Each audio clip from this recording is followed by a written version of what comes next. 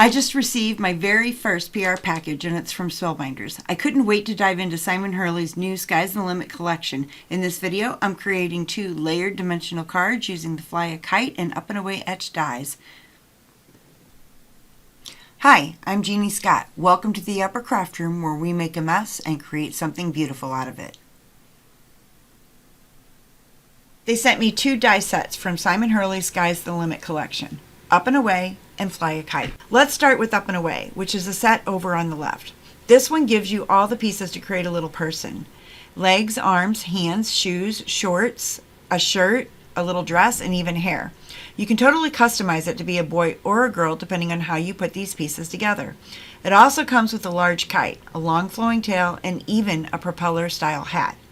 Now on the right is the Fly a Kite set. This one's all about the kites. You get multiple kite shapes, like the classic diamond, a delta style triangle, and even a hexagon. There are little bows for the kite tails and separate layering pieces so you can get creative with colors and patterns. I've got all the pieces cut out and ready, so now I'm going to show you how I use both sets to create 2 different style cards. Alright, so let's dive into the Up and Away set. I already had this little girl mostly assembled before filming, just to save some time. But I wanted to show you a few of the final touches, like adding the eyes and inking the edges of the little girl piece, just to add some depth. Now, as you can see in the set, it comes with a kite string, the dress, and you can see that little dome next to the head that's supposed to be the eyes and the mouthpiece, which at first looked like 2 little domes when I opened the set. I wasn't even sure what to do with these at first, but once I realized that it gets adhered behind the head and shows through the cutouts on the face, it made total sense to me. Since I didn't have that cutout in the proper eye color, that I would take an extra piece of hair that I had cut out and cut it down to put it in place of the eyes. Simon made this set super easy so that there's no tiny pieces to fuss with, well, at least for the eyes, thank God. So you just line it up behind the head and the facial features appear perfectly on the front. And so I'm like I said, you won't have to do this because of those domes, so they'll fit perfectly behind the head, but I'm taking a piece that I already had cut out in the color that I wanted for the eyes, and I'm cutting it down, and I just want to make sure that it's not going to show through, so I need to line this up behind the head perfectly. And again, you won't have to do this. You'll have a piece that already does that, but I just need to cut this down to size so that it doesn't show from behind the head. And I took a white piece of cardstock and adhered it for the mouth, not knowing that the dome die was for the mouth and the eyes.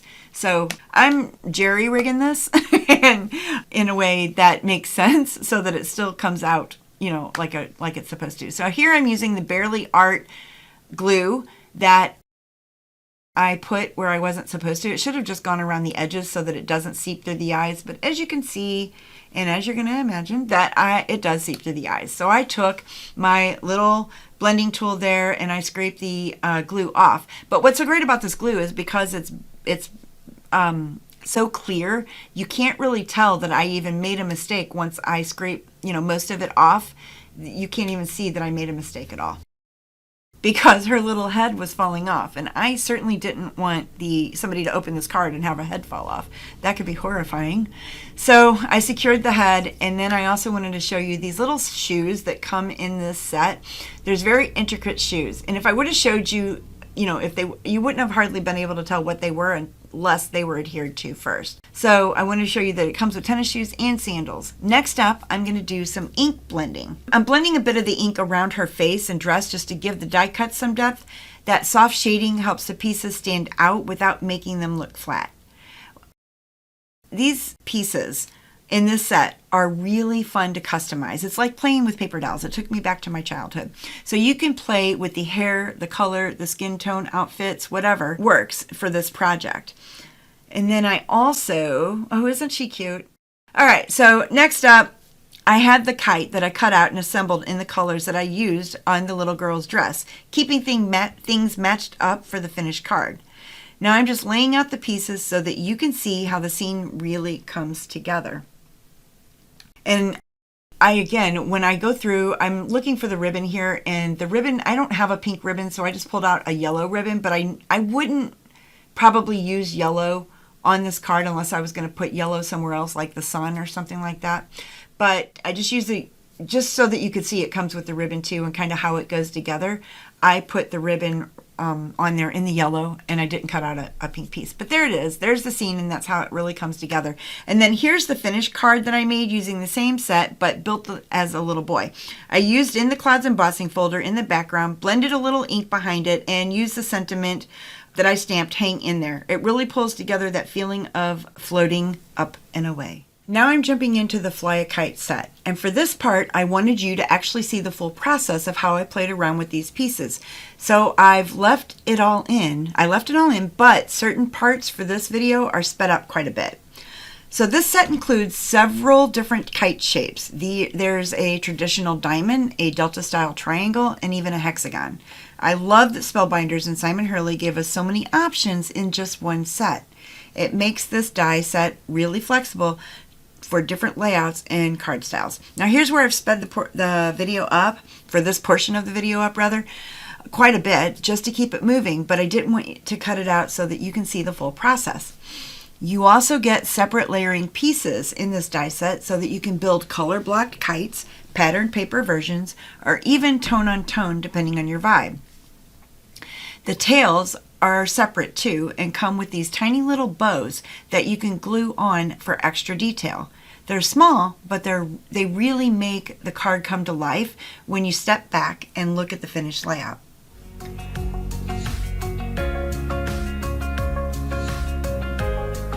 So I had a general idea of what I wanted, but honestly, this is the part where I just let myself play. I tried out different combinations of colors, flipped a few pieces around, tested how they looked popped up versus flat, and this is where the magic usually happens for me, when I stop overthinking it and just move pieces around until it feels right. Now you can see I'm working mostly with soft pastel tones, light purple and blue colors for a cohesive look, but you could totally go bold or even rainbow with these and get a completely different feel. I think these would be amazing for a kid's birthday, a retirement card, or even something really sentimental like You Lift Me Up or Let Your Dreams Take Flight. If you're new to die sets like this, don't worry about getting everything perfect. These pieces are meant to be layered and experimented with. I've made plenty of cards where halfway through I just change direction, and those usually turn out to be my favorites. I'm going to go ahead and turn some music on for this portion of the video so that you can watch the full process of how I do this and let you just enjoy the video.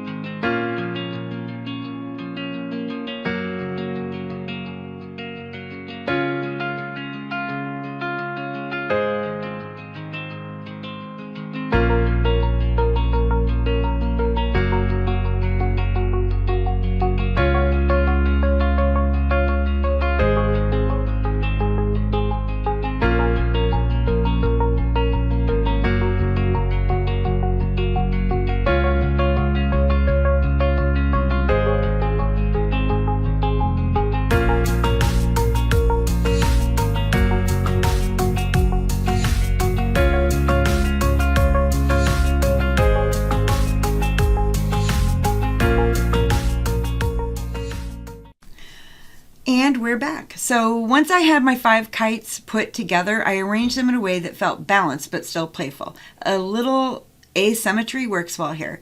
It gives that floating windy day vibe. Next, I started building out the background. And at first I had planned to use the In the Clouds embossing folder like I did on the first card. I had a panel ready to go, but once I laid out the kites, it just didn't feel like the right fit. I wanted something that gave more structure and contrast behind all those shapes, so I switched to this 3D embossing folder instead. I don't remember the exact name, I'll link it in the description, but this has a bold woven pattern and adds so much dimension. It reminds me of a basket weave or braided texture, and it gives the background a nice foundation without distracting from the kites. After embossing the panel, I grabbed a few Gina K inks and blended directly over the entire surface. I used Innocent Pink and Sea Glass as my base colors, building soft layers across the panel. I wasn't trying to do a light wash. I intentionally covered the entire background to really get that texture and stand out through the color.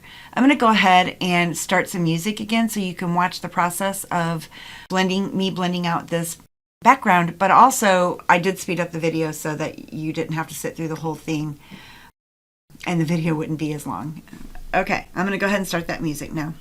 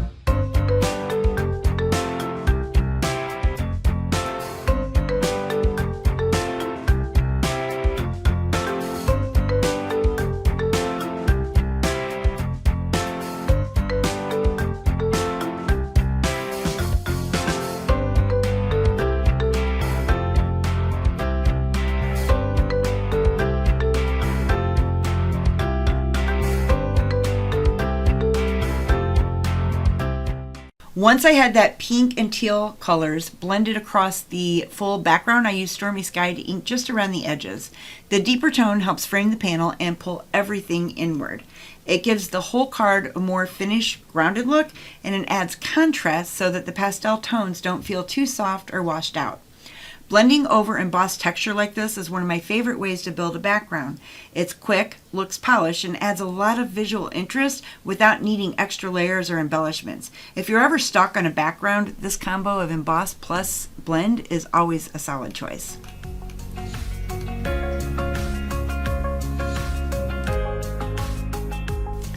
Once the background was done, I decided the kites needed just a little more depth to help them stand out against all that texture. So I grabbed my finger daubers and went in with some light inking around the edges. I used the same Sea Glass and Innocent Pink I blended into the backgrounds and just edged around the kites to give them more contrast and a slightly shaded look. It's subtle, but really helps the die cuts pop, especially when on camera or in photos. I like using finger daubers for this kind of detail work because they give me so much more control over a regular blending brush. I can get right into those small edges and ink exactly where I want, and the look is totally different than what a blending brush gives, even after everything's already assembled. This is a great trick if you finish building your die cuts and realize they just need a little extra something. It's quick, easy, and adds so much dimension without changing the design. Off camera, I trimmed down a dimensional panel just slightly to give it a cleaner border. Then I cut a black cardstock layer to cut as a mat behind it.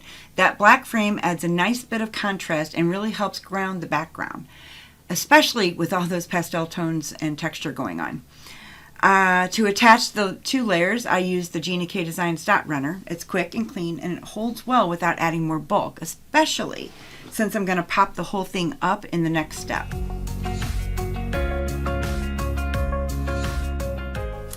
Anybody else have trouble with their layers when they're layering on their mats? I certainly do, but I think I have a fix for that, which I'll show you in another video. I have so much trouble with this, I decided that I needed to do something that made this easier for me. So now I'm ready to start placing the kites onto the background. I used foam squares to pop them up just to give them a little bit of lift off the embossed panel and really make them stand out. And as I was arranging them, I realized that kite only had 4 bows on it. And so I don't know what I was thinking because it needs 5. 1s, 3s, and 5s, Jeannie. 1s, 3s, and 5s. So I added that 5th bow. And then I didn't want to lose the bows on the cardstock, so I needed to figure out how I could fit all the bows. The card actually felt a little bit plain to me until I added the bows, made the card pop. So I really didn't want to lose any of the bows, and I wanted to keep as much string as I possibly could. So I was mostly focusing on the shape and the size of each kite. Even though they're all the same color palette, soft purples and blues, the kite's designs bring a variety, so I wanted to space them in a way that felt visually balanced. So I ended up separating that. I took the kite off of that string and got the string exactly where I wanted it on the cardstock so that I wanted that whole piece of string and those bows. Once I did that, I decided that I needed to glue the string down first so that I could make sure it's where I wanted it, and then I could add that kite back to it. So that's what I'm doing here, is I'm gluing the string on the card so that I can get all of those bows and most of that string, if not all of that string, onto that card base. And I'm trying to glue it down by the bows, and then I put a little glue at the end so that I didn't want the glue to seep through.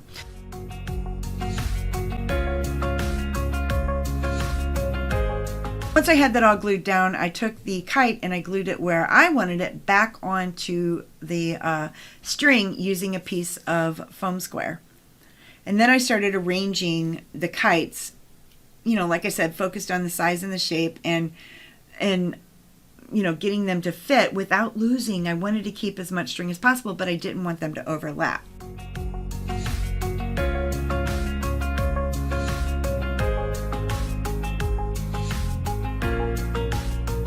And then again at the bottom, so now we have bows at the top and bows at the bottom.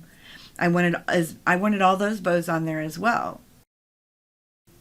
There we go. And then I added that last little kite where I didn't mind losing much of that string as I did with the ones with the bows, the kites with the bows. So then I just cut off the string that was not going to fit and unnecessary for the card. Once I felt the layout was right, that your eye could move naturally from one kite to the next, I went ahead and pressed everything down. Next, I grabbed my A2 size card base, gave it a quick score and a clean fold. Then I flipped it over and on the black mat layer with the kites already attached and added that thin foam tape to the back. I didn't want to go too heavy on dimension since we already have the popped up kites and the embossed background, but I still wanted to give a lift to the panel just slightly off the card base. That little bit of space adds such visual interest and keeps the whole card from feeling too flat or heavy. The foam tape is perfect for that, just enough lift without making it heavy and bulky.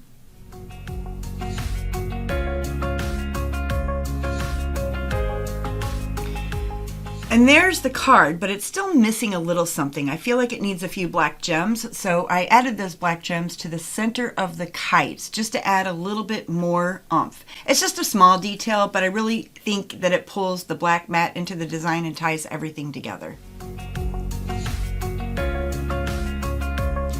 Now it's time for the sentiment. This is just a stash. This was just in my stash, I mean. So I'm using a sentiment that says, just flying by to say hello. and I'm deciding, you know, where it's going to go. I think it's going to fit nicely in between those two kites. There's plenty of room there without overpowering the card or taking over the kites. So I'm bringing in the Misty to stamp this sentiment out, and I'm going to use the VersaFine Clair ink, which always gives a nice crisp impression, especially over sentiments like this.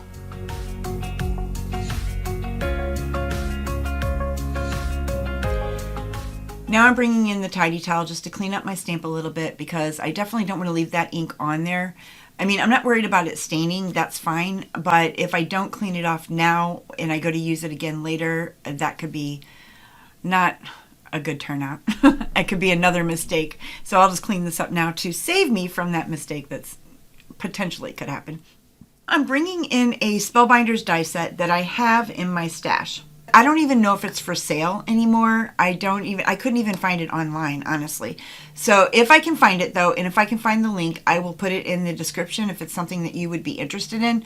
Otherwise, you can use any sentiment and you can use any die set, whatever looks good to you. And hindsight's 2020. I probably wouldn't have used this, and I may even change it out later, but in the moment, I just went with it. I'm going to go ahead and cut that out, and I'll be right back. Okay, so now I'm back in with my cut sentiment piece, and I'm edging the sentiment with some Stormy Sky ink, the same ink that I used to edge the dimensional layer. I'm adding that to the sentiment as well. I just want to add that extra like added dimension so it doesn't like stand out too much from the card. And hindsight's 2020. I would have added a black mat behind that sentiment had I thought about it at the time, or I don't know. I don't know what I was thinking, but I surely should have. So right now I'm adding tape to the ends of the sentiment because those kites are already popped up with that dimension, and then I'm adding a foam square in the center so that it doesn't sink in the middle and it just matches the card. There you have it. That little pop of sentiment finishes off the front of the card without taking away all of the detail we already have going on. And here's the finished card. I love how it turned out. The layering, the pastels, the movement from the kites. It all came together in such a soft and playful way without losing the bit of dimension I always like to add. And here are both cards together. We have the Up and Away set on the right-hand side and the Fly a Kite set on the left-hand side. Tell me which one's your favorite. And if you enjoy watching this and want more videos like this, real-time card making and creative tips that make crafting easier, make sure to subscribe and click the notification bell so that you don't miss what's coming next. Thanks so much for spending time with me today, and I'll see you in the next video.